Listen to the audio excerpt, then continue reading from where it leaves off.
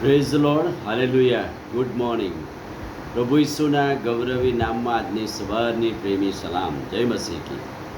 પ્રભુનો આભાર માનીએ છીએ. આ દિવસોમાં સ્વર્ગારોહણ પછી પવિત્ર આત્માનું સામર્થ્ય મંડળી પર ઉતરી આવ્યું અને મંડળી વૃદ્ધિ પામી. એ દિવસોમાં આપણે પ્રવેશ પામ્યા છે અને એટલે આ અઠવાડિયા દરમિયાન, આ સપ્તાહ દરમિયાન પવિત્ર આત્માનું સામર્થ્ય કેવી રીતે મંડળી પર ઉતરી આવ્યું અને પવિત્ર આત્માના સામર્થ્યમાં શિષ્યો મજબૂત બન્યા અને પ્રભુનું વચન, પ્રેરિતોના કૃત્યો 1 અધ્યાય 8મું વચન, પવિત્ર આત્મા તમારા પર આવશે અને તમે સામર્થ્ય પામશો અને તમે પૃથ્વીના છેડા સુધી સાક્ષીરૂપ બનશો.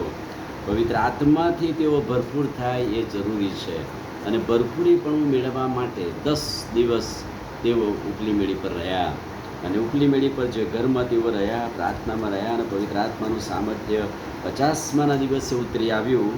પવિત્ર આત્મા ઉતરી આવ્યો ત્યારે કહે છે કે સર્વ પવિત્ર આત્માથી ભરપૂર થયા. 2 અધ્યાય અને 4થું વચન, તેઓ સર્વ પવિત્ર આત્માથી ભરપૂર થયા. પવિત્ર આત્માનું સામર્થ્ય એમણે પ્રાપ્ત કર્યું. 50માના દિવસે બનેલી ઘટના તે એ છે કે તેઓ ભરપૂરીપણું પ્રાપ્ત કરીને અન્ય ભાષાઓ બોલવા લાગ્યા. પ્રેરિતોના કૃત્યો 10મો અધ્યાય 44-48માં પણ પવિત્ર આત્માના ભરપૂરીપણા વિશે અને તેઓ અન્ય ભાષાઓ બોલવા લાગ્યા એ લખેલું છે. પવિત્ર આત્માનું સામર્થ્ય યહૂદી વિશ્વાસીઓ પર, સમરૂની વિશ્વાસીઓ પર, વિદેશીઓ પર પણ ઉતર્યો.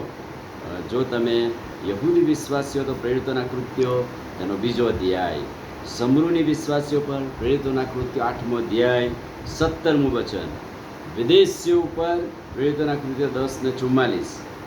પણ યોહાન બાપ્તિસ્માના શિષ્યો કે તેઓ યોહાનનું જ બાપ્તિસ્મા જાણતા હતા, એના જ શિષ્યો હતા. પણ આ તો પવિત્ર આત્માનો યુગ આવી ગયો ભાઈ, અને હજુ તમને ખબર નથી. પ્રેરિતોના કૃત્યો 19મો અધ્યાય 1-7 વર્તન. સંત પાઉલ કહે છે પવિત્ર આત્મા તમારી પર આવ્યો, શું તમે પામ્યા? તમે કોનું બાપ્તિસ્મા જાણો છો? અને મેં કહ્યું કે પવિત્ર આત્મા છે, અમે જાણતા નથી. અને ત્યાં પાઉલ એમના માટે પ્રાર્થના કરી અને યોહાન બાપ્તિસ્માના શિષ્યો પર પવિત્ર આત્માનું સામર્થ્ય ઉતરી આવ્યું. તેઓ પણ અન્ય ભાષાઓ બોલવા લાગ્યા. પવિત્ર આત્મા ઉતરી આવ્યો અને તેઓ સામર્થ્ય પામ્યા. યોહાનની સુવાર્તા 15મો અધ્યાય અને 26મું વચન, પણ સંબોધક એટલે સત્યનો આત્મા જ્યારે આવશે ત્યારે મારા સંબંધે સાક્ષી આપશે. તમે મારા સાક્ષી રૂપ બનશો. ક્યારે? સંબોધક, બીજો આત્મા ઉતરી આવે આપણી પર, ત્યારે આપણે સાક્ષીરૂપ બની શકીએ છીએ. યોહાનની સુવાર્તા 16મો અધ્યાય 8મું વચન, જ્યારે તે આવશે ત્યારે તે પાપ વિશે, ન્યાયપણા વિશે, ન્યાય ચૂકવવા વિશે જગતને ખાતરી કરી આપશે. સામર્થ્ય પામશો એટલું જ નહીં, પણ તમને ખાતરી કરી આપશે. અને યોહાનની સુવાર્તા 16મો અધ્યાય 13મું વચન, સત્યનો આત્મા આવશે ત્યારે તેને સત્યમાં દોડશે. એનો અર્થ શું થયો?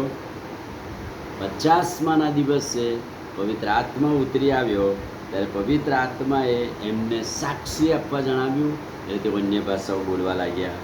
પવિત્ર આત્માનું સામર્થ્ય ઉતરી આવ્યું ત્યારે તેઓને ખાતરી કરી આપવામાં આવી કે પાપ શું છે અને ન્યાય ચૂકવવા વિશે શું છે. પવિત્ર આત્મા ઉતરી આવ્યો ત્યારે સત્યની ખાતરી થઈ અને તેઓને સત્યમાં દોરવામાં આવ્યા. દિવસોમાં પવિત્ર આત્માનું ભરપૂરીપણું મંડળી પ્રાપ્ત કરે 50માના દિવસોમાં, એ બહુ જરૂરી છે. અને એટલા માટે કહે છે કે તેઓ સર્વ પવિત્ર આત્માથી ભરપૂર થયા.